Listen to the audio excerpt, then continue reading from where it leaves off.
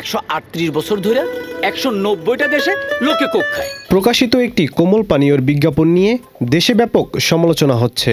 এই বিজ্ঞাপনটির মডেল হয়েছেন শারাফ আহমেদ জীবন, শিমুল শর্মা সহ বেশ কয়েকজন। সোমবার সকাল থেকেই বিজ্ঞাপনটি নিয়ে তুমুল আলোচনা সমালোচনা হচ্ছে সামাজিক মাধ্যমে।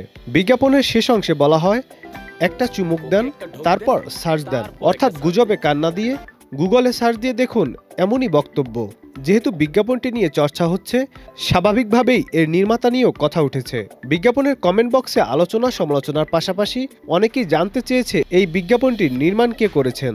শারাফ আহমেদ জীবন ও শিমুল শর্মাকে দেখা যাওয়ায় অনেকেই মনে করেছেন কাজল আরফিন অমি এই বিজ্ঞাপনটি নির্মাণ করেছেন।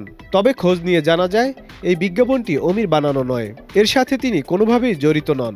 বিজ্ঞাপনের দুই শিল্পীকে অমির নাটকেই দেখা যায়, এ কারণে অনেকেই মনে করেছেন অমি বানিয়েছেন।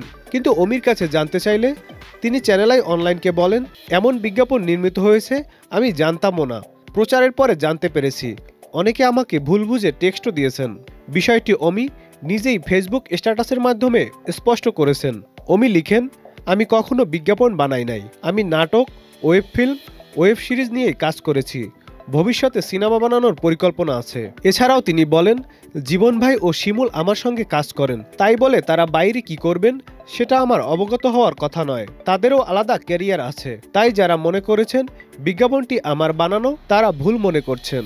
এদিকে আসন্ন ঈদুল আজহায় কাজল আরফিন অমির ওয়েব ফিল্ম ফিমেল 4 মুক্তি পাচ্ছে বঙ্গ অ্যাপে। ঈদের দিন থেকে 20 টাকা সাবস্ক্রাইব করে এটি দর্শকরা উপভোগ করতে পারবেন।